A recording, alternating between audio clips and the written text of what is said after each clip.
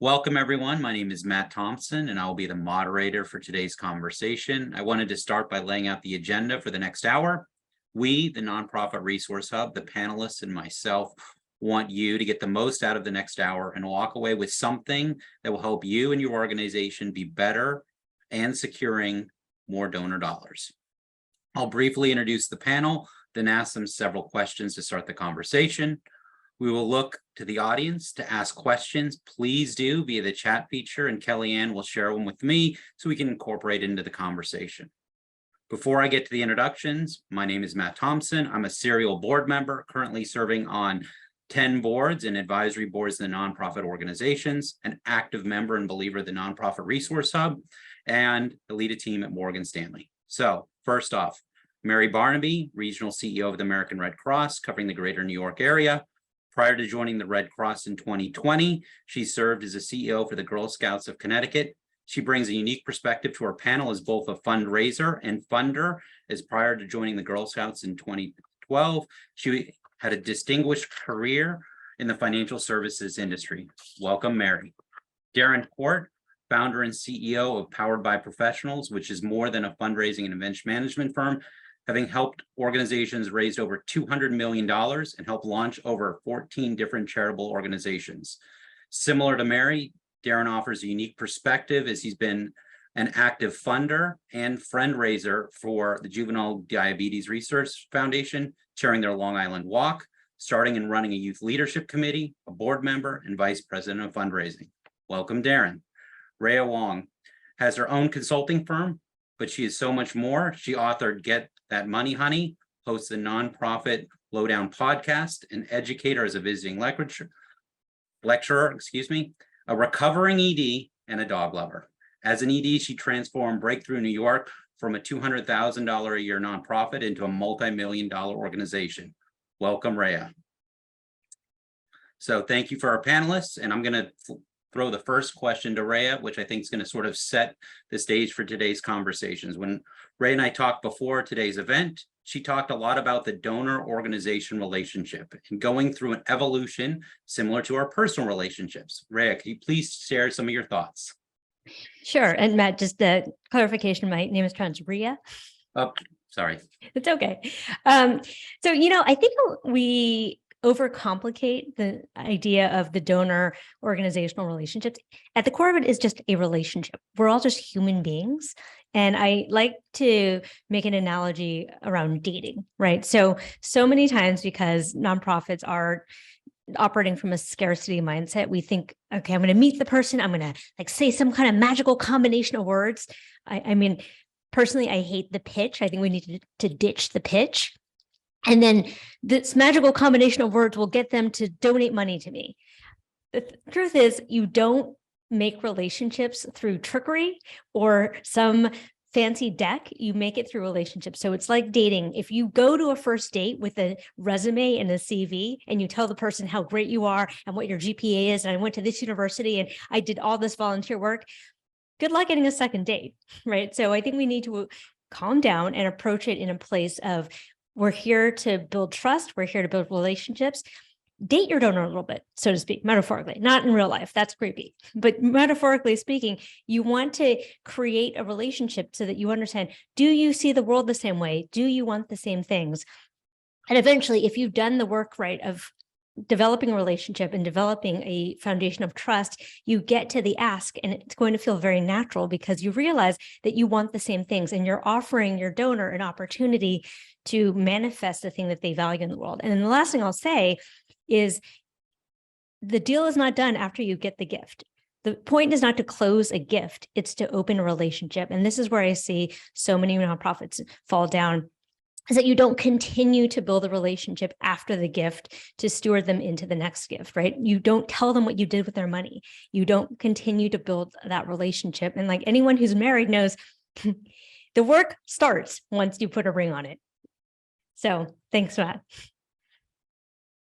Absolutely. Absolutely. Great. Thank you so much. So Mary, since you've experienced as both a funder and a fundraiser, can you sort of share some of your experiences as how that prior career has helped you be a better fundraiser at the nonprofit level? Yeah, thanks, Matt. That was a great answer, Rhea, too. Loved it.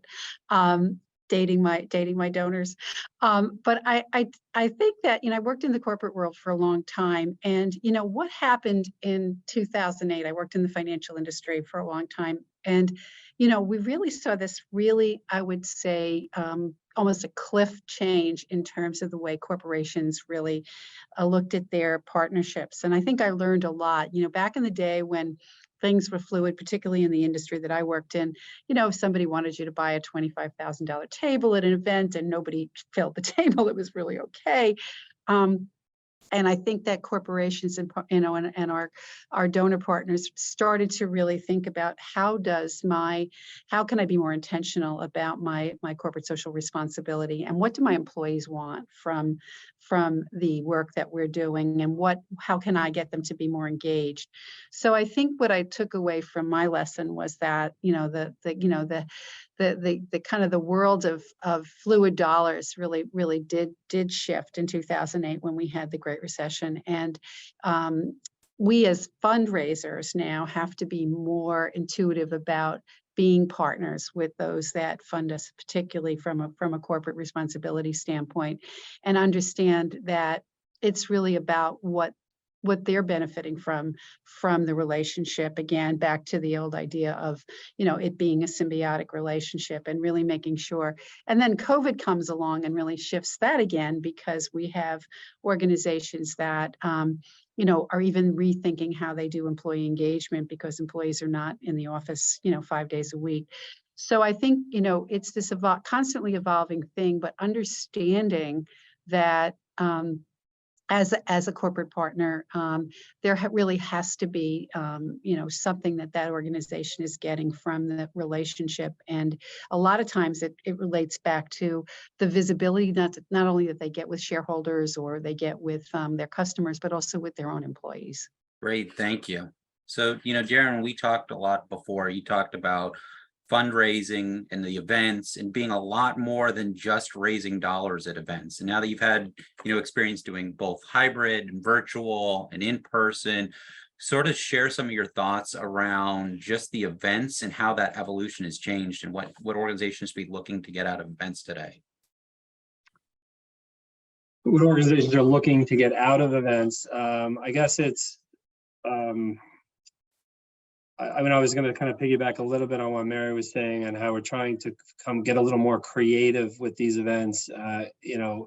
Everyone's looking for value. So how are you going to create that value? And one of the things, even just this week, we have an event coming up. It's an industry event. So we've taken diabetes, a cause that obviously people are passionate about, who've been personally touched, and then we've tied an industry to it.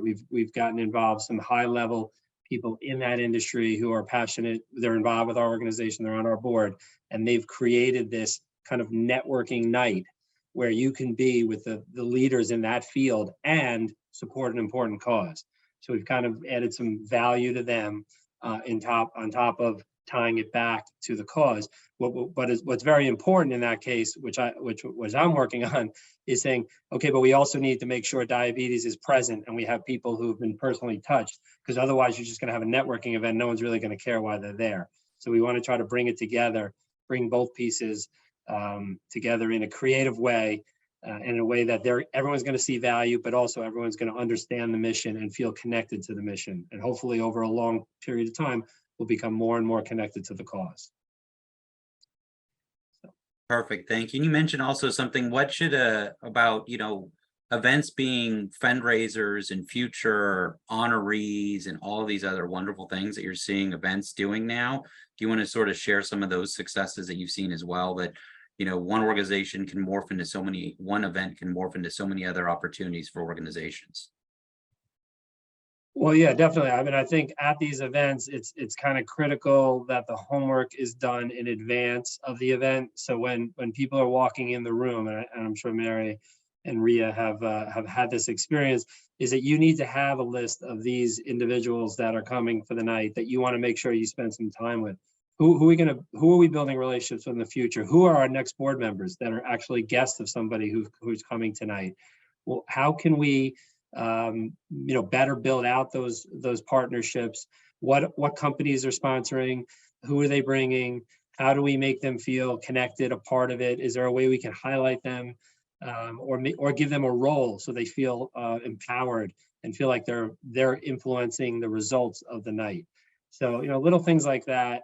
And obviously we can go into more depth on all of this, but on a very high level, creating that cheat sheet list of who are the people we need to spend time with tonight, and who's going to be responsible for meeting them, getting, having a 3-minute conversation with them, and just kind of building that initial rapport. Perfect, thank you. Rhea, as a recovering ED and consultant, you've had a very unique career now, and now being a podcaster and talking with the community. You want to talk a little bit more, you talked about the donor agency relationship. You want to chat a little bit more about how to create those successful relationships and how these things can be evolve so that the organization can create these long-term partnerships.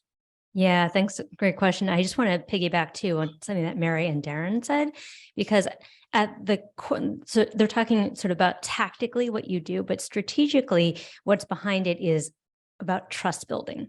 So when you're an organization and you're thinking about doing things like events, I really think it's important to think about the donor experience and moments of delight. Like, how are we creating moments of delight and joy, which are really very in short supply these days in our world.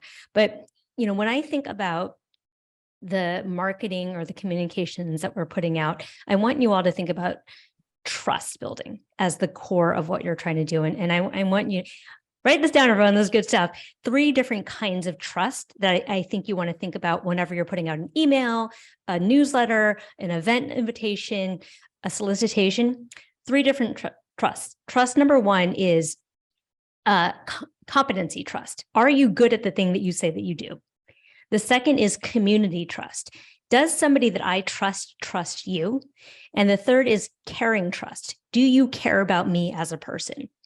And if you can get those 3 trusts going, then you unlock generosity, because at the end of the day, like, we are at an all-time low when it comes to trust in our government, in our politicians, in our companies, in our financial system. Like, we are really in a very cynical place. And so the more we as nonprofits can engender that trust and reinforce that trust in all of the things that we do, the more likely it is we are going to get donations and support and the long-term relationship of our donors. Absolutely. Mary, I know for you, trust in the brand at the Red Cross is a really important thing. Probably trust in the Girl Scouts is a really important thing. And you guys have had years of being embedded in the community to create trust. But for a more upstart organization, less known, not one of the main, charities that everyone sort of sees on their list every year, what would you sort of think about some ideas for them to create trust? Yeah, and I'll just say too, even being the Red Cross, which is amazing, there's also just a lot of competition out there for donor dollars. And so, we always have to constantly be on our best game and really be working hard to continue to engender that trust. And I think that particularly fits into the communities that we serve, which in the greater New York area, which are very vulnerable in many cases, some of them, and making sure that we're building that trust in those communities. And I think that gets us back to, when you think about maybe a newer nonprofit or a smaller nonprofit that's really looking to build its place in the community, is really, it's really about it's storytelling, but it's also impact, it's metrics, it's what are we going to accomplish, and how are we going to accomplish it, and how do we measure what we do? I think even for any big or small organization, that's really important. And I think storytelling, I think building relationships in those communities with other organizations is really important. And even at the Red Cross, one of the things we're looking at in terms of disaster response is going into some of the most vulnerable communities in our footprint in the greater New York area, and pre-establishing even relationships with some smaller nonprofits. So, for example, if there's a nonprofit that works with food insecurity in a community that's really in need, how can the Red Cross pre-build a relationship with that organization so that we can bring them to the table? when there is a disaster, and actually, you know, they can bring the services to the people. Or if it's homelessness, or we don't have long-term housing solutions for people. So I think it's who you hang out with, so to speak, and who you ally yourself with, that is really, really important. And then we're talking about board development, right? So I think the other piece of this is, how do you build a board that really can help you build that trust and that influence in the community? Because I think that, you know, the board is really an important element in that whole process of establishing credibility and support in a particular community. I can't tell you how important, you know this, Matt, you're on many boards, but the board is really, you know, something, and their partnership with the executive director or the chief executive is really so critically important. So I know that's a lot, but I think those are all the things, if you're a newer nonprofit, that you should be thinking about. You can't do it alone. Even the Red Cross can't do it alone. You know, we need those relationships. Absolutely. Thank you. And you touched on, I think, an interesting topic that I'm going to ask everyone, because I think all of you bring a unique perspective, is board engagement and board giving, right? And, you know, everyone here has been on a board. Everyone here is probably, you know, helped boards fundraise, these types of things. And sort of one of the things I constantly hear from a lot of nonprofits is, I can't get my board to help fundraise. And right, Rhea is right, whatever else. So that's a common theme, and I want everyone, we'll go around, and we'll start with Rhea at the top, since she's definitely ready to go, on what have you seen work? Oh my gosh, Matt, how much time do we have? I can't talk about this forever, but 4 big points I want to make here. So point number 1 is, are you recruiting the right way? And by recruiting the right way, like, are you being clear with people about what your expectations are? So let's go back to the dating analogy. Are you getting married under false pretenses, right? So often what I see happen is that people recruit board members on, they don't tell them what the expectation is, and then they sort of spring it on them, and it's like a little bait and switch. So number 1, do they know what you want?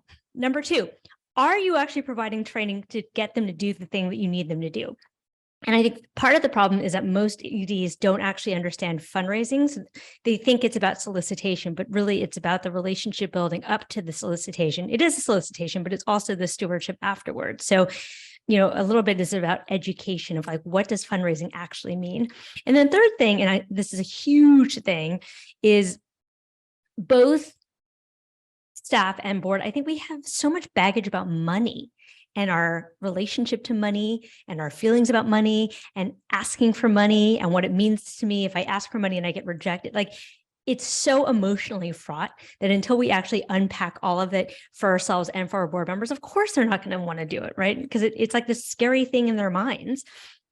And then the fourth thing is do we actually make it easy to do business? So often we tell people, like, oh, well, I gave them all of the documents they need, but like, it's a process, and you have to create these sort of project management tools to help your board members do the thing that you've asked them to do, which does not include, give me a list of names, because again, you have not created the trust, right? So as a board member, I'm not going to give up my list because I don't know what you're going to do with that. And the last thing I want is be caught on the back foot and go to my next cocktail party and be like, well, why did Matt call me and ask me for money without any preamble? Like, then I feel awkward.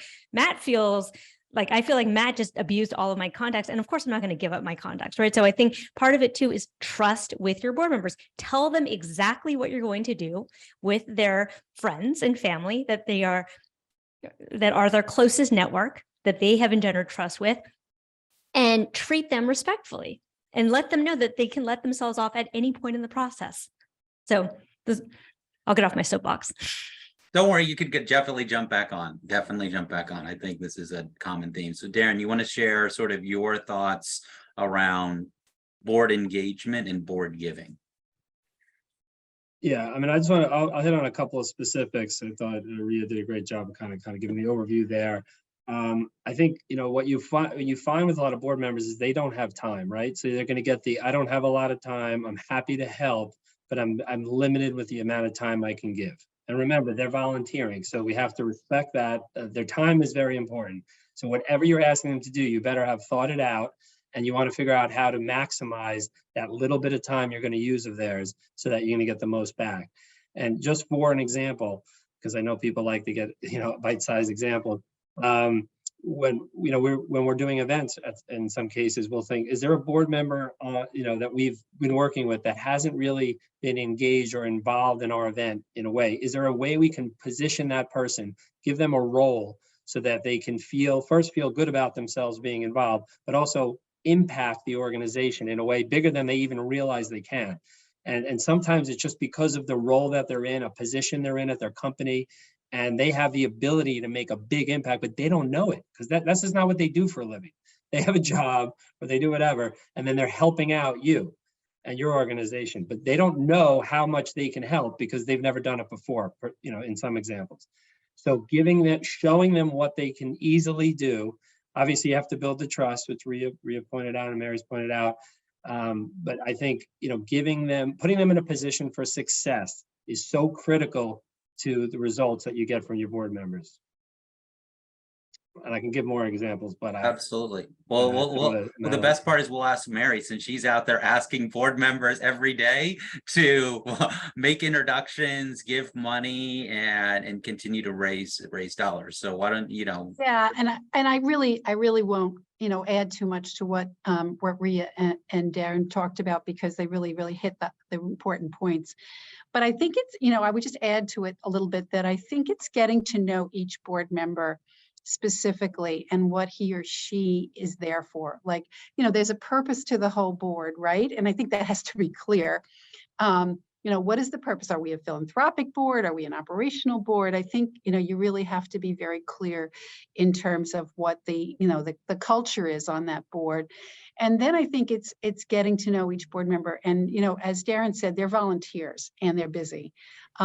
So how do we tap into that one thing that's going to, or maybe more than one thing, that's going to make them feel that this is a worthwhile use of their time?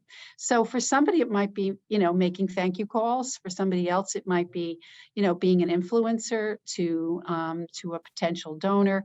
But I don't think you can expect every board member to have the same, individual focus and goals. I mean, I know that we have in the Red Cross, we look at our boards as, really from two standpoints. One is being philanthropic partners, as well as being, ambassadors and advocates for the organization.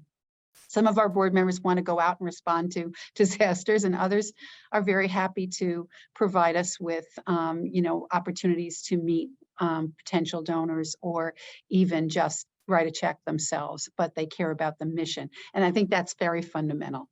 So if you have someone who's on 9 boards and you ask them to be on their board because they are a person that maybe is a marquee name, you really have to rethink that, because you're not necessarily going to have that ability for that person, to really give that kind of commitment to the organization. So I always like to say, it's like you should be in the top. We should be in the top 3 of your charitable giving circle, as an individual, because if we're not, you just don't have the time, and you just don't have the ability. So I think it's a real one-on-one thing, in many, many ways, once you've established the real fundamentals of why the board exists to begin with. Absolutely. Thank you. And there was a couple questions that came in around funding sources. And I think this is a real challenge for organizations to sort of think about, and love to get your guys' thought, is that I sort of look at, like, there's a finite amount of dollars that can be donated to a charity every year, right? There's not this unlimited resources pool out there. And, what are some of the thoughts for board members and or executive directors on unlocking, how do they create those relationships? If a current funder is funding certain things and that's what they've historically funding, how do you get into that mix and sort of get your story and become upfront and create a new friend or a new fundraiser? So, I'd love to get some thoughts on that one. So Rhea, do you want to touch on that? Yeah. So many things there. The first thing I would say is that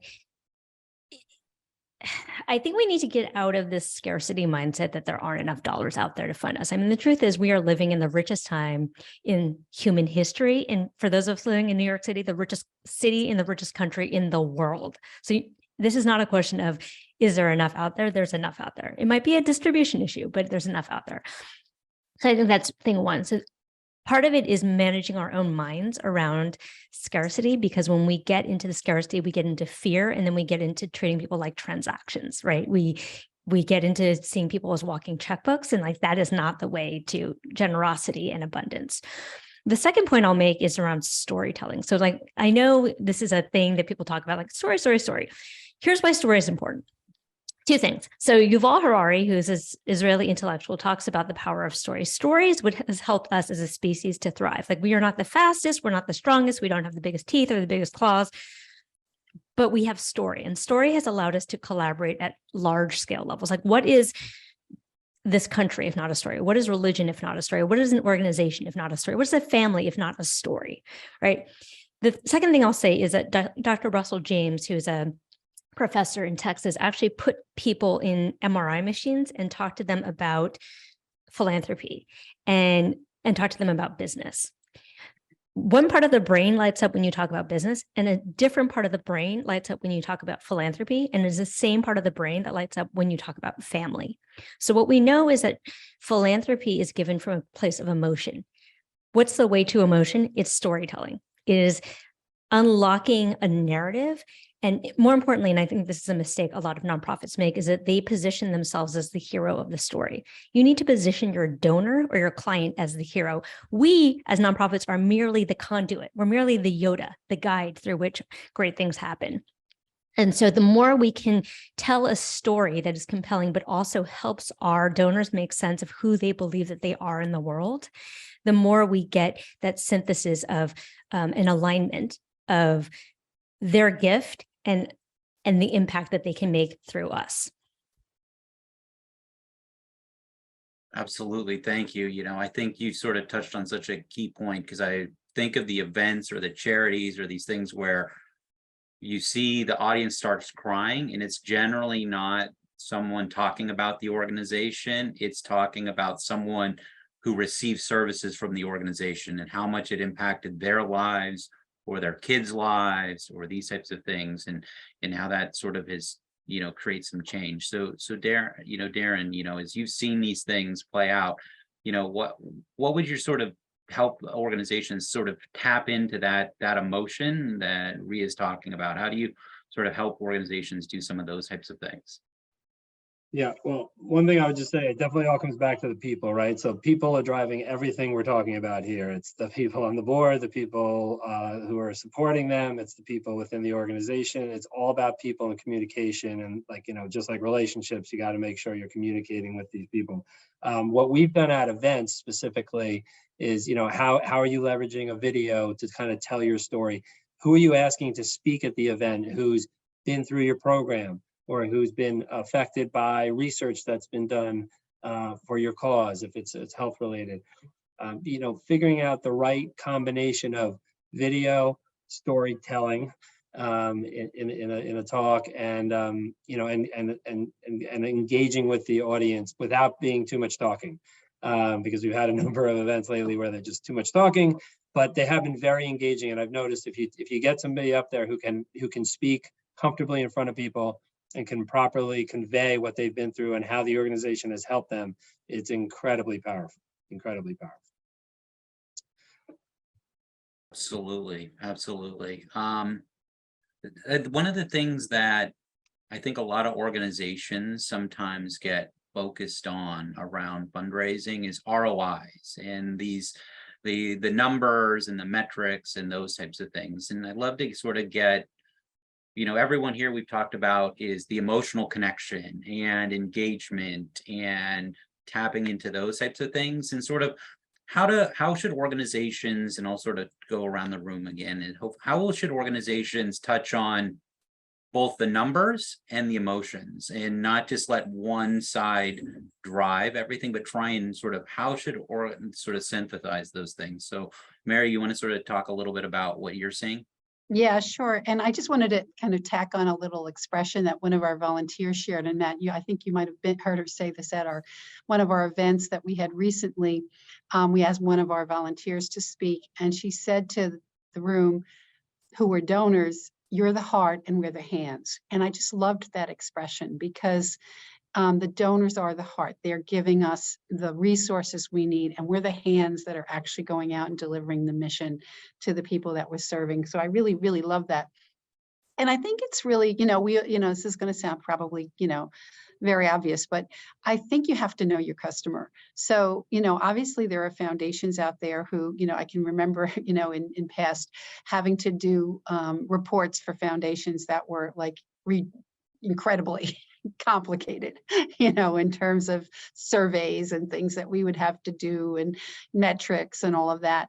And, sometimes you just got to get to a place where you say, the level of work that we're doing to get this money is not commensurate with, the return that we're getting as an organization, so you really have to think about it from that standpoint because, we all know about mission creep, but this is a different kind of a thing. It's almost like, really, really you want me to spend four weeks, putting a report together? But I think that you just have to know the right balance and the personalities. It's like everything else you do, right? You sell to people the way they want to be sold, and you really understand what their hot button is. And so if it is the more of the emotional side, you lead with that really, and you really reinforce that. But I think, we all know that metrics need to be not just, are they meaningful? I think I always ask myself that question when we're sending metrics out to people and, how many home fires did we respond to? That's really important. But I think that, what you have to take a step back and say, what is really meaningful? And ask your donors what's meaningful. What's meaningful to you? What do you need from us? What do you want to know from us? I think that just fits into the whole relationship part of it, and knowing what is important to them. So, but I think there come times where, it may not be a relationship like that really is worthwhile in terms of the kind of data that they're looking for. Absolutely. Rhea, I know I see you nodding, so I have, hopefully you have some thoughts around this as well. I have so many thoughts, Matt. So I think that, I think that metrics are often used as a justification to back up what we've decided emotionally. People do business with people that they know, like, and trust. And so as much as we like to believe that we're like these completely, logical, rational actors, I mean, the truth is we're emotional. And even when we're talking to program officers or, heads of corporate or whatever, do they know us? Do they like us? Do they trust us? Is really going to drive whether or not we're going to do business together. Now, that being said, I think the use of metrics is a little bit different in, say, a corporate context or a foundation context, because it has to align with the priorities of the organization. Whereas with major gift fundraising, which is to say individuals, it's much more driven by emotion, which is not to say that you shouldn't have the metrics. Obviously, that's important, but the strategy is a little bit more emotion forward, a little bit more story forward. And then to the point of ROI, Matt, I think there are a couple things. When we're major gift fundraising, when we're talking to people about giving of their assets and of their resources, we need to engage in deep listening. So there are really 3 levels of listening. Level 1 listening is I'm listening with an agenda. And we all have been in spaces where we know we're getting networked and listened to with an agenda. Level 2 listening is I'm listening with no agenda and I'm just opening up space. And level 3 listening is I'm listening for what's not being said. And so if you can get to level 3 listening and really hear what is not being said, and Mary, you said something about like how people want to know how they want to be sold to. For me, I would nuance it a little bit differently. People don't like to be sold to, they like to buy. They like to be offered. They like invitation. So I think it's important to know what kind of invitation does the person that we're talking to want. And then the last piece I will say is fundraising is just a math problem. The number of asks that you put out minus number of no's equals number of yeses, right? So when you talk about the strategy piece, it's like the more conversations that I have, the more likely I am to get more yeses. And so I think too, being really conscious about how you're spending your time and are you spending it on the highest potential yield is important. Absolutely. Darren, is there anything you want to share? Or I have another interesting conversation as well, question for you as well. Yeah, no, I was just going to say, making sure that you've, done some of the homework on these different, and what companies right now have very clear indications of what they're giving to. Like, so in the past, it was more just like, and it's still some of this, but you knew somebody and they just gave to you. Now they're like, oh, that doesn't fall into the window of things that we support. We're focused on mental health. We're focused on this and that, and that's it. If it doesn't fall in those three silos, I'm sorry, but we're not supporting that. So I think doing the homework, it takes time. It's a lot of work. So the challenge is these small organizations, you don't have the bandwidth to do that. Some of the larger ones are doing that, but seeing what's out there, what's available, that you can maybe garner from other organizations who've done the work for you, it's a big piece of the process now of doing that. But what was your next question, Matt? No, so you touched on my next question, which we talked about before, is being a lot of organizations at some point in time, depending upon their size, is either they're understaffed, underskilled, or overstretched to be able to do some of these things that we're talking about. And what resources or what should they look to try and bridge some of those shortfalls as they ramp up from where they are today to ideally growing up in their size of the organization where they have the people to do that? But how do they sort of bridge that gap? Well, I mean, sometimes there's an opportunity to outsource some roles and some aspects of building an organization for the short term that allow you to kind of get, grow the size of the organization while still accomplishing some of these things that you just don't have the internal bandwidth to achieve. In other aspects, it's seeing if volunteers can support those, some of those initiatives. There are, like Mary pointed out, there are some volunteers that are more interested in kind of being hands-on, and there are other volunteers that are just interested in supporting financially. So it's learning. It all comes back to, you need people, and I can't say that enough times. You need good people. And back to Rhea, is that you got to connect with those people. You got to make them feel part of you and feel that this is not a job for you, that this is your passion, this is your love. I was speaking at an event the other night that we were running, and I did the live appeal, and I broke down on stage. I literally had to take a minute, turned around from the stage for a second. I lost I just lost from the emotion of the night. I got caught up in it, but that showed everyone in the room how personally connected I was to what we were doing. It wasn't about so much, it wasn't a job. And I think that's important, that you kind of have that relationship with the people who are volunteering their time. They're giving you their available time to give back. Show them how invested you are in this cause. They'll feel more connected.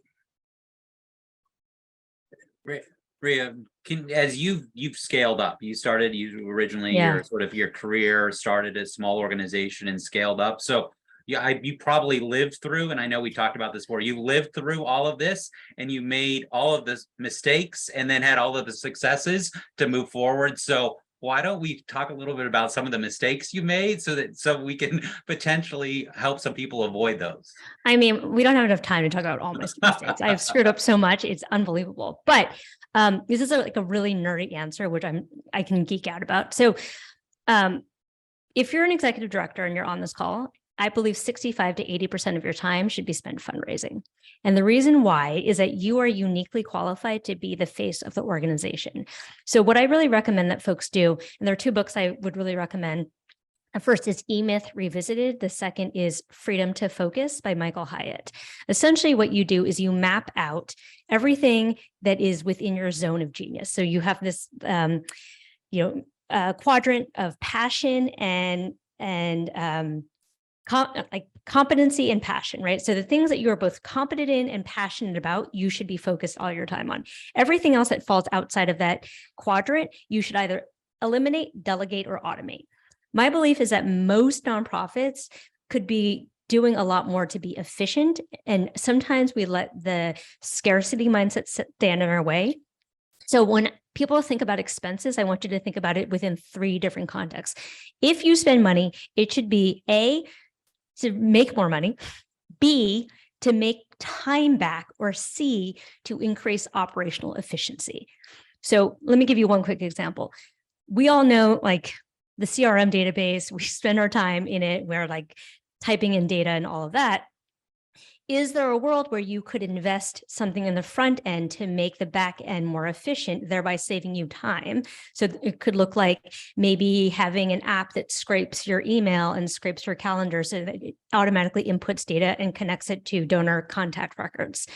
Quick example. So all to say that I forgot the question, but essentially, like, there are ways to be more efficient. And then, of course, we have a global marketplace like Fiverr, which will allow you to hire people very, very inexpensively to do maybe the smaller automated tasks that you don't need to be spending time on. What I find is a lot of EDs will fill their time doing these menial things, like, I'm doing email, because they're uncomfortable with fundraising, but they want to feel like I'm working, I'm being efficient, like I'm doing stuff and I'm busy. To me, it's more about, where are you spending your time on the highest yield things?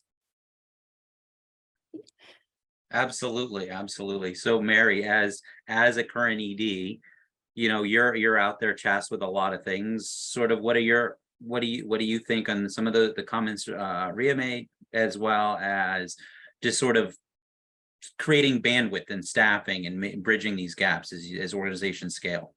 Well, I think, I love when Rhea talks about not getting, hung up on scarcity. I think, if you look at the quality of the people that you hire, and that's a really tricky thing, I think, in our business, because in what we do, because we all know that, it's really important to have not only the right board of directors, but also, when you're hiring fundraising staff, to be looking for people that really have the ability and the commitment to succeed in that area. And sometimes, because the market is so difficult, sometimes we bring people on because we're in a hurry, right, to fill a spot, and that person is going to, crash and burn in 2 years, and you've just lost an investment. Really, you've really not had the opportunity. So I think that I would just add to some of the things Rhea said, to just say that, take our time hiring people. Make sure that you have people that really, have the wherewithal and the sustainability to, and you may not have a fundraiser in your organization for 5 years, but if you can get 3 good years out of a person, or even 4 good years out of a person, I think it's really important. But I think we have this bias towards filling these positions or putting someone on the board. And I think we just need to take more time in really, being careful with selection, making sure they understand the role. Like in our organization, it's a very big organization. Our fundraising is very structured. If you're coming from a more grassroots fundraising organization, it may not be the right fit for you. And I think what we have to do is really do a better job of making sure that we have the right people in the roles, and then giving them the support that they need, and the coaching and whatever else they need to succeed. It's a journey and not a sprint. And I think if we think of it as a sprint, that's probably my biggest mistake. You're in front of a big donor and you're like, oh God, this guy can give us $1 million. They're not going to do it. Yes, everybody has their Mackenzie Scott opportunity moment, maybe, but most of us don't. And I think we really want to make sure that we are taking our time as we cultivate and steward these relationships, because they do pay dividends. And one other thing I just like to say is, when I talk to donors, not all of them, but some of them, I like to talk about donating money as an investment, because it, especially if they are someone that really, has an acumen for that, or they're a private equity firm or something of that nature, they have to think of this as an investment, a social investment. And I think that we just have to be really thoughtful about how we present our story, and making sure it resonates with what's important to them. Great, thank you. One of the things I've been seeing going on in the chat is around events, and them sort of, sometimes they're honorees, as everyone probably here can acknowledge. You do a gala and your honorees get up there and talk for 30 minutes. They get on there and you've allotted 5 minutes and they go for 30, and the room sort of just wanes, and everyone can see everyone putting their head down, shaking their head. You know, I think one of the things that they talked a little bit about is pre-recording as much of these types of things. You can harness some of the stuff in, but I'd love to get Darren, your sort of thoughts on how you've seen organizations maintain the engagement and enthusiasm in the room at their events. Yeah, I mean, I think one of the things also is the structure of it. So what's the timing of it? Or when are you having this person speak? When are you asking for money? If you are asking for money, but we've tried some new things recently where we'll move the money ask up a bit earlier in the program, as opposed to waiting to the end when people are sneaking out because they just went through 10 long speeches and they're ready to, like, I got to get out of here. We always collect the speeches in advance and have to, you have to have that. One of the things I've been thinking of doing, which I don't usually do, is do these prompters, those teleprompters, because then you say, we need your remarks, so they have to put it on the prompter, and then at least they're kind of forced to prepare and make sure that they're within a certain time frame. But really not. I mean, I stress it where people usually don't like me by the time the event occurs, because I've told them 100 times that it's not more than 3 minutes, and they always make a comment. Darren told me if I go over 3 minutes, and I'm like, okay, stop wasting your 3 minutes on me. Focus on your thing. But you want to make sure you're through to these people, because if you don't, they just go on and it can blow up an entire evening. We had a guy invite people on the stage during the program last week. It was okay, raised like a lot of money, but it was very scary. And we were all on headsets like, what are we going to do right now? So there's a lot of things you can put into place, and there's some things you just can't control. So you do what you can do, but happy to talk further with anybody offline. Darren's going to invest in a cattle prod. Absolutely. Yeah, I think one of the things that everyone sort of touched on a little bit in the beginning was there's a difference between corporate donors and individual donors and how you approach them in an ask. And a lot of organizations ask them the same way. And then you get the same question around, I'm a local charity serving this community, but I'm asking Pepsi to make an investment, and how to connecting a large global brand back into a local community. So who wants to tackle that one first? Because I see a lot of people nodding their heads and some thoughts, but sort of talk a little bit about some of the differences between an individual and a corporate, and how going from a large corporate to a grassroots organization. Perfect, Rhea. I'll be brief. I'm sure Mary has a lot of thoughts on this, but I think large corporations care about their backyard, right? And so to the extent that you can tie the work of your small grassroots community-based organization to the backyard, maybe this is where your employees live, raise their families, or you might, sell stuff, that's going to be important. The thing that I will say is that often people have this idea that they need a huge donor base in order to support their organization. All you really need are 1,000 true fans. And by 1,000 true fans, I mean people who will open your emails, come to your stuff, donate year after year.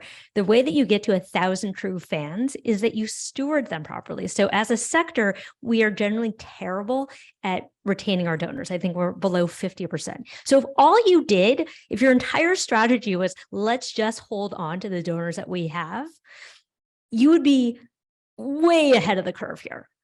And so I think we need to spend as much, if not more time, thinking about how to hold on to our donors as we do about getting new donors in the door. And I'll put the 1,000 True Fans article in the chat. And I'm curious about what Mary would say about that. Well, I think we're blessed. We're in the greater New York area, and we have, probably more multinational corporations here than in most other markets in the country, except for maybe a few. And I think that, I think we've come to the recognition that, particularly being a global we are an American Red Cross, but we're part of a large global network. I think in our situation, we still want the local dollars. I mean, we respond to 5 to 12 home fires every day in the greater New York area. So we actually have a lot of need here in our own backyard. But when we talk to sometimes a multinational organization, they may say, well, we want to do something about, the floods in Pakistan or the tornadoes in somewhere else. And I think we just have to make our case for, and I loved what Rhea said about, this is where your employees live. This is where many of your customers live. And I think you have to just kind of keep focusing, focusing back on the fact that there's an investment in the community that you live in. And I think a lot of corporations really understand that. I think they do see it, but that you're not going to change their appetite in some cases for more global types of impact. So, you really have to be very specific about what it is they can do in the community that you're serving, and really be able to tell your stories, because and I think the employee piece of it is very important. This is where they live, this is where they work, and this is where we serve the communities that are around us. And I think they get that, they really do. But I don't think you're going to get them to sometimes say, we're going to give all of our money to Greater New York, because they do have a broader constituency. Thank you, Mary. I have one thing I want to add, Matt, from the individual side, that one thing that's kind of tying back to a lot of things we spoke about already is how do you kind of keep these people engaged for long periods of time, cultivate them, as Rhea was pointing out, is highlight them in a newsletter, show other volunteers what this volunteer did, what this board member did, either through a donation or through a program that they ran or something they did, because that'll let people say, oh wow, look, I could do that. That doesn't seem that hard, or it's something I can accomplish. Second, it makes that person feel incredible that they're being recognized for what they're doing, and you're showing others ways that they can get more involved. So just a small tidbit there, but I think it's important, especially from the individual side, to keep them engaged. Yeah, could I just add to that? I mean, Darren, you said something really important about how am I adding value, right? Money follows value. So the more you can demonstrate value in the work that you do, the more you can demonstrate value to your donors. And that value could look like, to your point, highlighting, different donors or volunteers, highlighting the work that you do and how their gift has impacted it. So think about value. Money follows value. And I would say, COVID hurt us a little bit here, but I think, employee engagement with corporate donors is very powerful. And I don't know where that's going now with a lot of people still working remotely. But I do know that, when, for example, in our case, if we can get a group of employees from a large corporation to go out and install free smoke detectors in homes in a, vulnerable community, that really brings back so much power to the relationship. And it's right now it's in flux a little bit because people are not in the office all the time. But I do think employee engagement or even employee involvement. I do think there's a trend, though. I just saw something come across from a big corporation saying, now you can give to any charity you want, and we're just going to process it for you, if you want to do it through payroll deduction. So I think we have to be cognizant of some of these trends and know that, employee choice is really going to, I think, continue to be an important factor in the whole equation. Absolutely. And I'm watching the clock. We have 5 minutes before we have to stop, which seems like I can't believe we've been chatting about this for an hour. We're just touching the top of that one. So I wanted to sort of just go around the room and sort of give everyone sort of their final thoughts as a message that if you were reflecting back when you first started as a fundraising professional, what would be sort of your thought back to yourself in the beginning as sort of a final thought? What would you say, you know what, you should try this or something like that? Rhea, do you want to start? Yeah. I was thinking, take a breath and get relational, not transactional. Absolutely. Darren? I'm going to have you repeat the question. I apologize. So if you were sort of looking back when you were starting out as a fundraising professional, what advice would you give to yourself, what you know today when you were first starting out? Yeah, it's all about the people. It's just all about the people. You have to build relationships. It's like 101. It's back to kind of what Rhea said at the beginning. It's a relationship when you're dating. It's the same exact thing. You have to do that all those things that are important. And I would just say, you know, I can't top those two. I think what Rhea and Darren said are exactly right. But I think you want to learn from your failures. And I hate the word failure, but I think you want to sit down when things don't work out and really try to understand, you know, what could we have done differently there?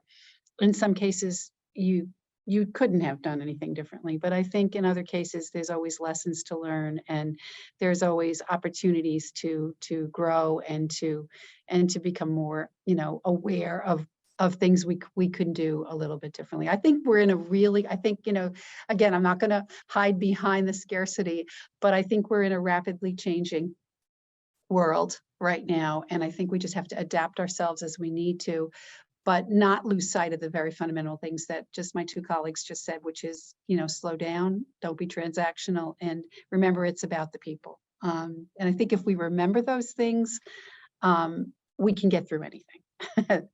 Absolutely. I think the things I listen from the panelists in general, and please, is that today we're in the trust building business. Listen, don't talk. and everyone knows why you're in the room. They know you're there to ask for money. Develop the relationship so that they want to give it to you. The money, like Rhea talked about, it's an emotional thing. The money will follow if you can connect with them. So, you know, hopefully everyone got a little something out of this one. I want to thank our entire panel for all their great insights and thoughts behind this. You know, hopefully people can stick around for the next panel. There's going to be another panel discussion back in the main lobby, and then there's going to be some additional one after that, and then some closing remarks at the end of the day. So hopefully people are enjoying themselves, and look forward to seeing you at the next event. And thank you again for everyone for joining us today. Appreciate it. Be well. Thank you, Matt. You did a great job. Thanks, everybody. Rhea, I'm going to read your book. Let me know what you think, and read it on will. Amazon if you like it. Okay, I will. Take care. Thanks, everybody. everyone. Thanks, Matt. Yep. Bye. Bye.